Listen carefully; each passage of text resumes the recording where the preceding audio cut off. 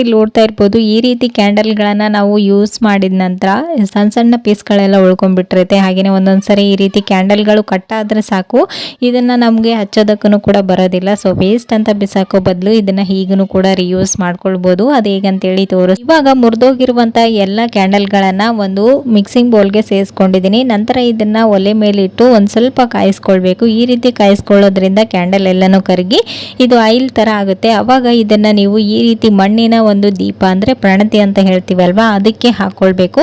ನೀವು ಇದರಲ್ಲಿ ಕ್ಯಾಂಡಲ್ಗೆ ಬತ್ತಿ ಆದ್ರೂ ಸೇರಿಸ್ಕೊಳ್ಬೋದು, ಇಲ್ಲಾಂದ್ರೆ ಕ್ಯಾಂಡಲ್ ಮುರಿದೋಗಿರುತ್ತಲ್ವಾ ಅದರಲ್ಲಿನೇ ದಾರ ಇರುತ್ತೆ ಅದನ್ನು ಕೂಡ ಯೂಸ್ ಮಾಡ್ಬೋದು. ನಾನು ಅದನ್ನೇ ಯೂಸ್ ಮಾಡ್ತಾ ಇದ್ದೀನಿ. ಇಲ್ಲಿ ನೋಡ್ತಾ ಇರ್ಬೋದು ತುಂಬಾ ಬಿಸಿ ಇದೆ. ಸೊ ಹಾಗಾಗಿ ನಾನು ಇದನ್ನ ಸಪರೇಟ್ ಮಾಡಿ ತಗೊಂಡಿದ್ದೀನಿ. ನಂತರ ಇದನ್ನ ನಾವು ಕರಗಿಸ್ಕೊಂಡಿರುವಂತ ಮೇಣದ ಆಯಿಲ್ ಅನ್ನ ಈ ಒಂದು ಮಣ್ಣಿನ ಪ್ರಣತಿಯಲ್ಲಿ ಹಾಕೊಳ್ಬೇಕು. ಈ ರೀತಿ ಹಾಕಿ ನೀವು ಒಂದು 5 ಮಿನಿಟ್ಸ್ ಬಿಟ್ರೆ ಸಾಕು ಇದು ನೀಟಾಗಿ ಸೆಟ್ ಆಗುತ್ತೆ. ಸೊ ಹಾಗೇನೂ ಕೂಡ